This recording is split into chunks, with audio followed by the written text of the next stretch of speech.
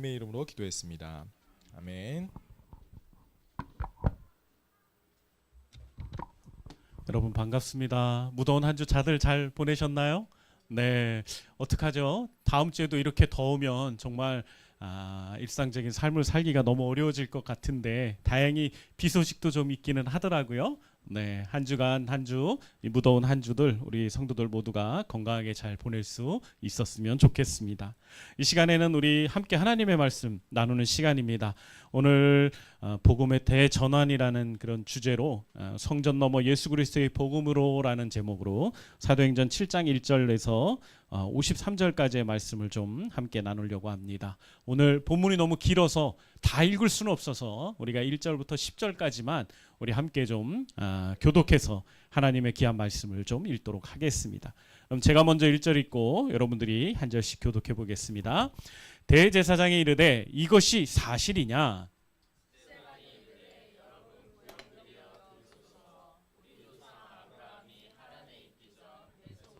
있을 때 영광에 하나님이 그에게 보여 이르시되 내 고향과 친척을 떠나 내가 내게 보일 땅으로 가라 하시니 아브라함이 갈대아 사람의 땅을 떠나 하란에 거하다가 그의 아버지가 죽음에 하나님이 그를 거기서 너희 지금 사는 이 땅으로 옮기셨느니라.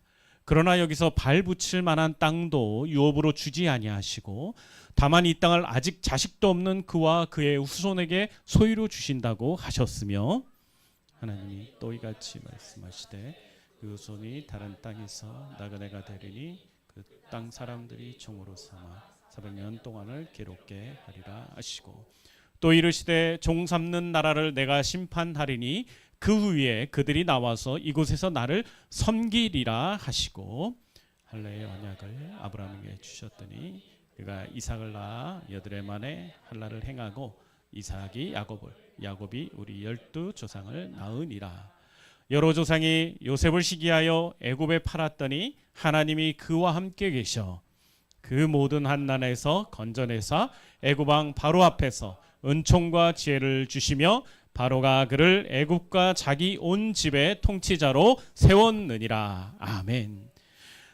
이 시간 잠시 무더위를 식힐 수 있는 퀴즈 하나를 내보도록 하겠습니다. 여러분 혹시 코끼리를 냉장고에 넣는 방법을 잘 알고 계시나요? 코끼리를 냉장고에 넣는 방법. 네, 이런 질문을 한다는 건 약간 유머스러운 게 있다는 거죠. 예, 넌센스 퀴즈라는 걸 알 것입니다. 네.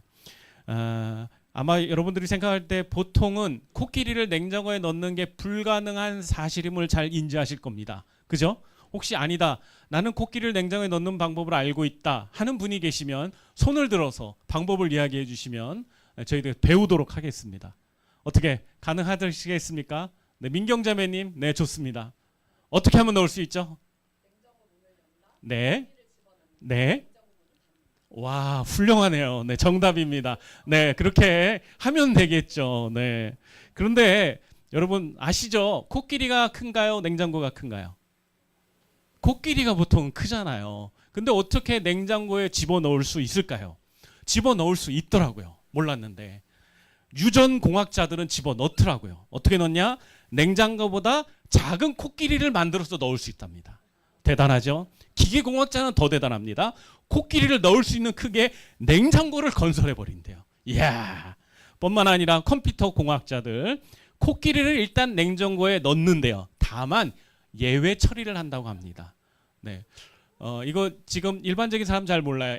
컴퓨터 엔지니어들만 아는데 우리 엔지니어들이 좀 많으니까 잘 이해할 거라고 생각을 하고, 네, 뿐만 아니라 이 건축학자들의 센스가 대단히 돋보인다고 생각되는데 건축허가 과정에서 건축물이 아닌 기능을 위한 구조물로 인정받아서 냉동창고의 명칭을 뭐로 바꾼다? 냉장고로 등록을 한다. 이야, 정말 대단한 사람들인 것 같습니다. 전 마지막에 있는 장명학을 전공한 사람들 얘기가 참 기가 막혔어요. 냉장고에 들어가는 것의 이름을 코끼리로 짓는다. 냉장고에 들어가는 아이스크림을 오늘부터 장명을 하는 거죠. 뭘로? 코끼리로. 그러면 코끼리에 들어가는 거라고 이야기를 하고 있습니다. 어때요, 여러분? 재미있으셨나요? 네, 제가 이 유머를 왜 했을까요? 네, 무더위를 식히기 위해서 단지 한 건 아닙니다. 왜 했는지 이제 천천히 오늘 말씀을 들으면서 여러분 한번 생각해 보시길 바랍니다. 여러분 혹시 어렸을 때 이런 경험 해보신 적 있나요? 하나님을 생각하면 왠지 교회 안에서만 만날 수 있는 분 같고 예배당 문 밖을 나가기만 하면 하나님과 좀 멀어질 것 같은 그런 느낌 말입니다. 꼭 어린아이가 아니라도 어른이어도 청년이어도 교회에 있을 때는 하나님이 너무 가깝게 느껴져요. 근데 교회 밖을 나가기만 하면 어때요? 하나님이 없는 분 같아요. 하나님과 나 사이에 아무런 관계가 없는 것 같은 그런 느낌을 한번 받아보신 적이 있을 거라고 생각합니다. 인간은요, 본능적으로 보이지 않는 하나님을 눈에 보이는 특별한 장소나 방법으로 만나고 싶어 합니다. 인간의 한계이기 때문에 그렇죠.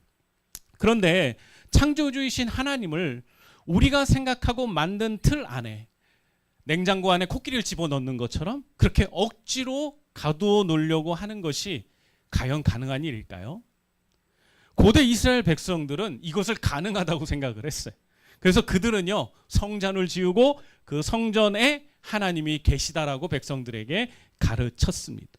이 성전이야말로 하나님을 만날 수 있는 유일한 장소라고까지 주장하고 사람들에게 이야기했습니다. 그런데 여러분 한번 생각해 보세요. 과연 하나님을 우리 인간이 만든 건물이나 공간 안에 그분을 가두어 둘 수 있을까요? 한정져서 그분이 그 안에서만 활동하실 수 있도록 하는 게 과연 그분을 위한 일일까요? 아니면 우리를 위한 일일까요? 왠지 아까 이야기했던 코끼리를 냉장고에 넣었던 사람들과 같은 그런 약간의 억지스러움이 우리에게 있는 것은 아닌지 우리가 한번 고민해 볼 필요가 있는 것 같습니다. 오늘 스데반은 이러한 잘못된 생각과 문제가 있는 이들의 종교의 모습을, 하나님을 믿는 섬김의 그 모습들의 근본적인 변화를 가져오기 위해서 아주 가감한 메시지를 오늘 우리들에게 던지고 있습니다. 오늘 우리가 읽은 사도행전 이 말씀이 바로 이 7장 말씀이 바로 그런 말씀을 우리에게 교훈하고 있는 것입니다. 스데반이 말하고자 하는 핵심은 이겁니다. 하나님은 성전을 넘어서신 분이시고 이제 그리스도 안에서 우리와 함께 하신다는 것입니다. 과거에는 우리가 지은 성막 가운데, 우리가 지은 성전 가운데 함께 해 주셨지만 이제는 그 성전을 넘어서서 예수 그리스도 안을 통하여서 우리와 함께 하고 계신다라고 교훈하고 계시는 것입니다. 스데반은 죽음을 앞둔 절대절명의 순간에서 이렇게 고백했습니다. 지극히 높으신 이는 손으로 지은 곳에 계시지 아니하시나니. 이 말씀은 당시 성정 중심주의에 빠진 이스라엘 백성들에게 던지는 스데반의 간절한 외침이고 선포였습니다. 그는 하나님이 성전이라는 건물에 넘어서 계시며 이제는 예수 그리스도 안에서 모든 사람들과 함께 하신다는 놀라운 복음을 선포하고 싶었던 것입니다. 여러분들이 잘 아다시피 지금 스데반은 어디에 있습니까? 지금은 스데반은 예루살렘 공회에서 재판을 받고 있었어요. 거짓 증인들이 난무하는 그런 상황들 속에서 지금 스데반은 매우 위험한 상황이었고 자칫하면 이제 곧 재판을 언도받고 그는 판결을 받고 죽을 수도 있는 매우 위험한 상황 가운데 있었습니다. 만약 사람들이라면 이런 순간에 무엇을 얘기할 수 있을까요? 이런 절대절명의 순간에 마지막으로 말할 수 있는 기회가 주어진다면 어떤 이야기를 하는 것이 당연할 것일까요? 스데반은요, 이 자기 자신을 위해 변화할 수 있는 마지막 기회에 다시는 오지 않을 이 기회를 선용하여서 복음을 선포합니다. 예수 그리스도가 어떤 분이신지를, 왜 우리에게 예수 그리스도가 필요한지를 백성들에게, 이스라엘 백성들에게 말해주고 있습니다. 자신의 억울함을 호소하거나 목숨을 구걸하는 데 이 기회를 사용하지 않았습니다. 그는 모든 사람이 자신들의 말에 기울이고 있는 그 순간에 놓치지 않고 그는 예수를 믿는 하나님의 백성으로서 하나님이 위대하신 일들, 하나님이 예수 그리스도를 이루신 이 놀라운 구원의 사역에 대해서 백성들에게 소개하고 알려주었습니다. 저는 이 스데반 집사의 이러한 모습이 바로 우리의 모습이 되기를 바랍니다. 우리에게 좋은 기회가 주어질 때 나 자신의 안위와 유익을 위해서 그 기회를 선용하는 사람들이 아니라 오직 예수 그리스도의 영광을 위하여서 주님의 이름을 높이기 위하여서 그 기회를 선용하는 그런 멋진 그리스도인들이 되었으면 좋겠습니다. 스데반은 한마디 말이 자신의 생명을 좌지우지할 수 있는 이 긴박한 순간에 믿음의 조상 아브라함부터 시작된 이스라엘의 구원의 역사를 차근차근 공회에 참석한 모든 사람들 앞에서 설명하기 시작했습니다. 자신을 변호하게 해도 짧은 이 시간에 그는 이스라엘의 긴 역사를 아주 짧은 시간 안에 명쾌하고 분명하게 잘 정리해 주고 있는 것을 우리는 보게 됩니다. 이런 자리에서 이렇게 두렵고 떨리는, 모두가 나를 적대시하고 모든 사람들이 나를 또렷이 보고 있는 이 상황에서 어떤 두려움도 느끼지 않으면서 긴장감도 없이 이렇게 담대하게 하나님의 말씀을, 이 모든 자신의 생각들을 선포한다는 것, 이건 아무나 할 수 있는 일이 아닌 것 같습니다. 우리가 지난 시간에 본 것처럼 스데반은 성령 충만한 사람이었기 때문에 그는 이런 자리에서도 담대하게 주눅들지 않고 그가 하나님의 복음을 선포할 수 있었던 것 같습니다. 특별히 스데반의 진술을 우리가 계속해서 묵상해 보면 그의 진술이 얼마나 구체적이고 깊이가 있는 진술인지를 알 수가 있습니다. 아마 많은 사람들이 이 스데반의 이야기를 들으면서, 짧은 이야기였지만 그들은 귀가 열리고 눈이 열리며 모든 생각들이 정리되는 느낌을 아마 가질 수 있었을 것입니다.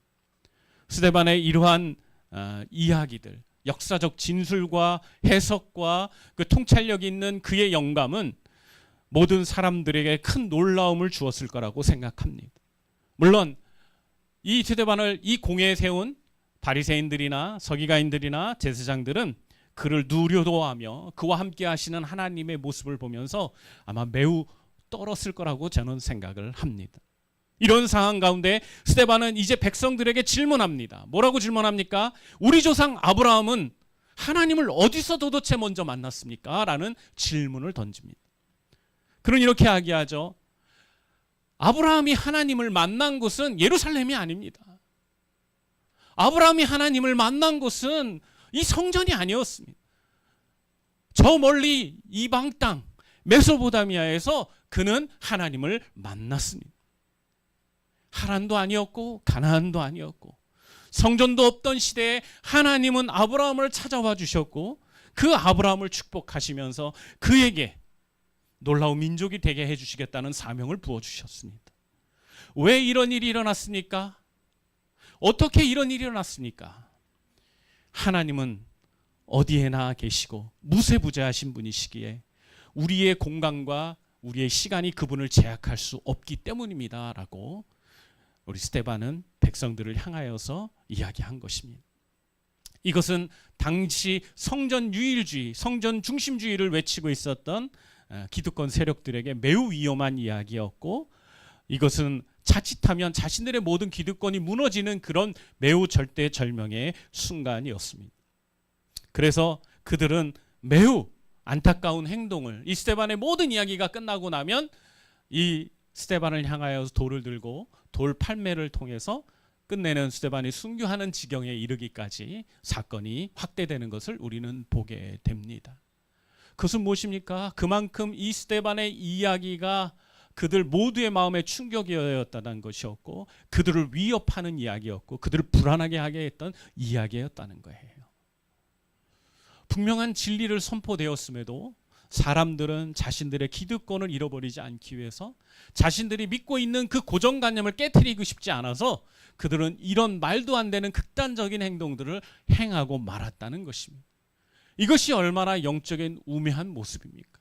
그런데 이러한 영적인 우매함이 우리 그리스도인들에게도 있다는 게 중요한 거예요. 우리들의 삶의 모습에도 때로는 우리 하나님을 내 생각의 틀 안에 가둬놓고 하나님이라면 이렇게 행동하셔야 합니다. 하나님이 나를 사랑하신다면 이렇게 나에게 보여주셔야 합니다라고 주장하기 시작한다는 거죠. 그런데 하나님은요, 내 생각을 넘어 계신 분이세요. 우리의 생각을 초월해 계신 분이십니다. 그런 그분에게 자꾸 인간적인 잣대를 가지고 기준을 가지고 하나님의 기준이 아니라 내 기준에 맞춰서 하나님이 역사하셔야 되는 거 아니에요? 하나님 나를 사랑한다면서요. 그러면 그 증거를 보이세요. 그 증거는 다른 게 아니에요. 내가 원하는 대로, 내가 필요할 때 나한테 역사하시고 힘을 주시는 거예요. 여러분, 이것이 얼마나 영적으로 우매한 일이고 이것이 얼마나 하나님이 들으실 때 가슴 아픈 일인지 여러분 잊지 않아야 되는 줄 믿습니다.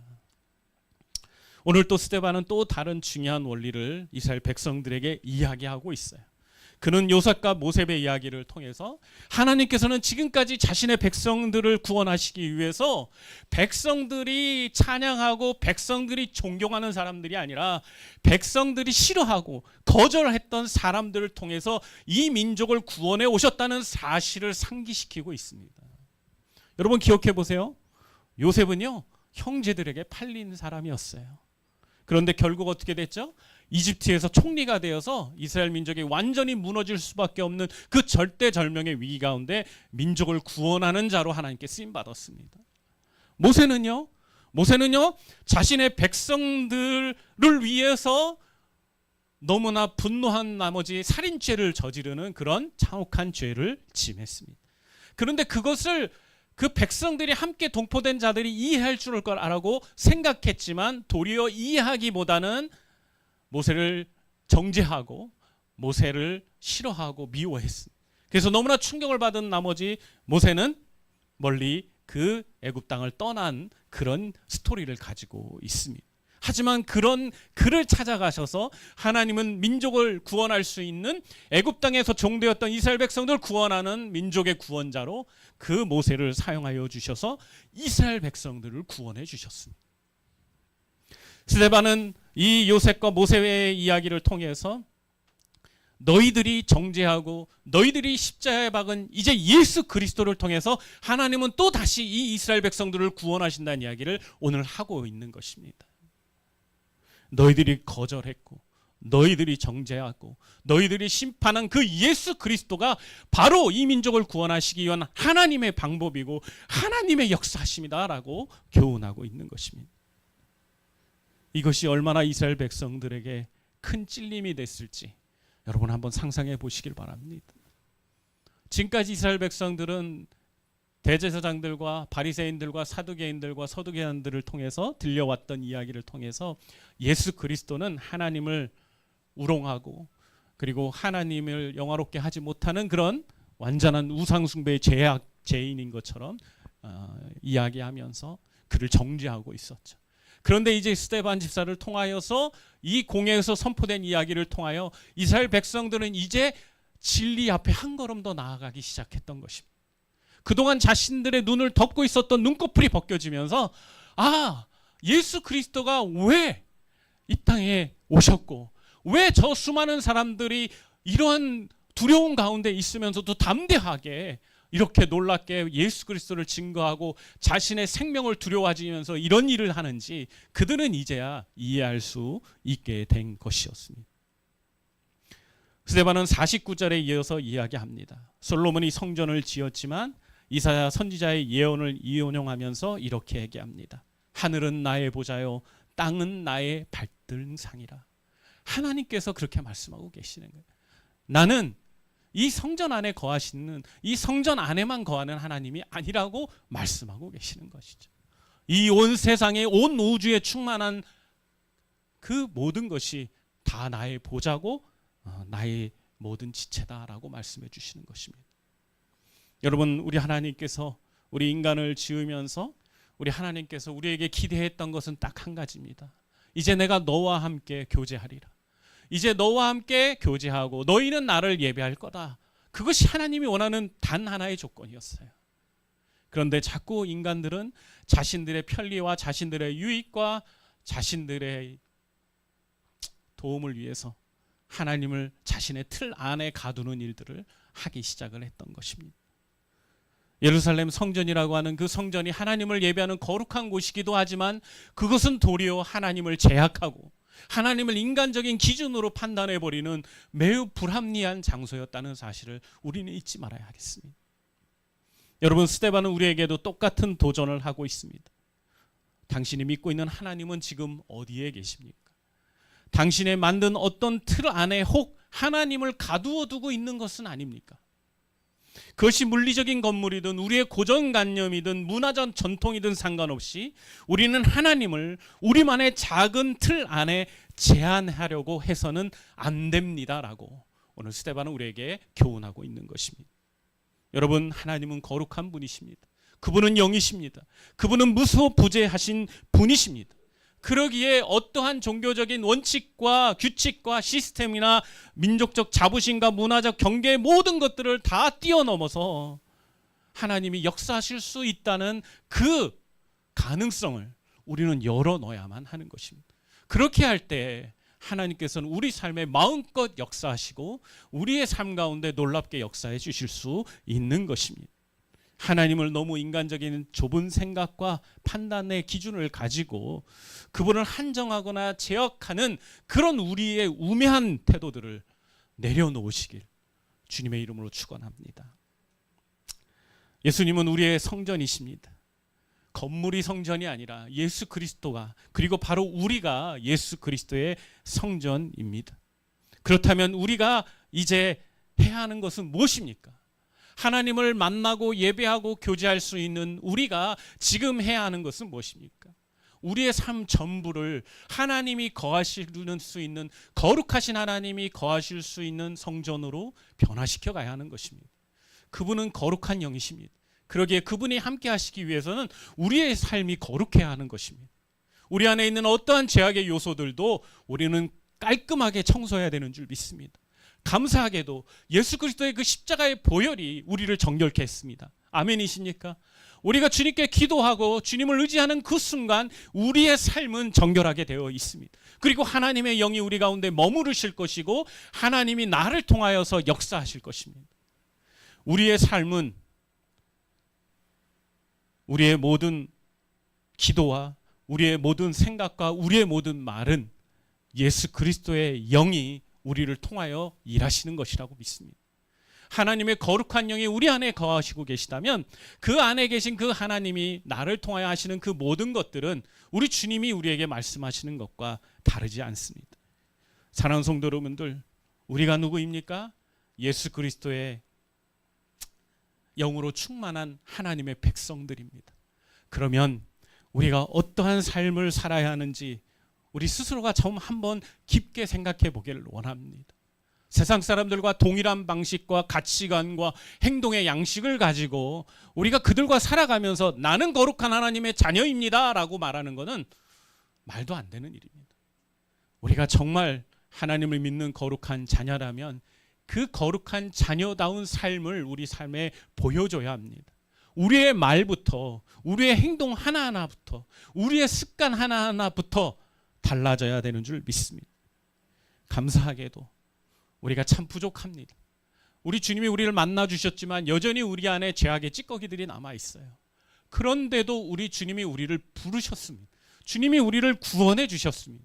주님이 우리를 택하셔서 당신의 자녀로 삼아 주셨습니다. 얼마나 감사합니까? 그러면 그 감사의 그 의미를 우리 마음에 깊게 새기고 우리의 평생에 이 놀라운 사랑과 은혜를 주신 그 주님을 선포하고 자랑하는데 우리의 인생을 사용하여야 되지 않겠습니까? 우리가 생각보다 우리의 연수가 짧습니다. 눈 뜨고 나니까 벌써 50이 넘었어요. 저는 예전에 제가 50대 아저씨들을 볼 땐 할아버지라는 생각을 많이 했습니다. 다행히 제 평생에 할아버지라는 얘기는 많이 못 들어볼 것 같기는 해요. 다행히 자녀가 없어서. 그런데 여러분, 우리가 앞으로 이곳에서 함께 하나님을 예배하고 우리의 주어진 삶을 살아가는데 그리 많은 시간이 남은 게 아니라고 생각합니다. 우리가 살아온 세월보다 훨씬 짧은 세월이 우리 앞에 남아 있습니다. 이 세월 동안 우리가 어떻게 살아야 하는지 우리가 좀 고민해 봤으면 좋겠습니다. 오늘 스데반 집사님 우리에게 너무 많은 도전을 주고 있습니다. 너무나 많은 가르침을 주고 있습니다. 여러분이 한 주간 동안 이 말씀을 다시 한번 생각해 보고 들어보면서 여러분 우리가 좀 더 주님 앞에서 주님이 기뻐할 만한 하나님의 자녀로서 잘 세워질 수 있었으면 좋겠습니다. 우리가 하나님의 귀한 성전이라는 사실, 그리고 그 성전을 넘어 예수 그리스도 안에서 우리가 새롭게 세워지고 있다는 사실을 기억하면서 주님을 더 많이 영화롭게 해드리는 그런 귀한 삶을 우리 성도들 모두가 매 순간 살아가기를 주님의 이름으로 축복합니다. 아멘. 기도하겠습니다. 아버지 하나님 감사합니다. 우리 주님이 우리를 너무나 사랑하셔서 우리가 정말 보잘것없고 연약한 그런 존재임에도 불구하고 우리를 찾아와 주셔서 하나님의 귀한 자녀로 삼아주신 것 감사합니다. 하나님 그 은혜를 우리 평생에 걸쳐서 감사하면서 주님 따라가고 주님과 함께 동행하는 삶이 살고 싶습니다. 주님 우리의 부족한 것들 주의 십자가의 등 뒤로 던져주시고 온전히 주님과 함께 더 힘을 내고 주님이 기뻐하는 삶을 살아가는 우리 성도들의 삶이 되도록 주님 도와주시옵소서. 우리 스테반 집사님이 하나님 우리에게 오늘 너무나 많은 귀한 도전을 주셨습니다. 두렵고 떨리는 그 순간에 하나님 그는 예수 그리스도의 그 영광스러운 복음을 하나님 많은 사람들에게 증거했고 백성들의 우매함과 영적인 무지함을 깨우치기 위해서 자신의 생명을 걸어서 선포했습니다. 하나님 우리에게도 이러한 담대함을 주시고 이 세상 가운데 아직 복음을 깨닫지 못한 수많은 사람들에게 하나님 예수 그리스도를 소개할 수 있는 담대함과 용기를 우리 가운데 부어 주시옵소서. 감사하고 우리를 늘 사랑하시는 우리 주 예수 그리스도 이름으로 기도했습니다. 아멘. 우리 이 시간 다 같이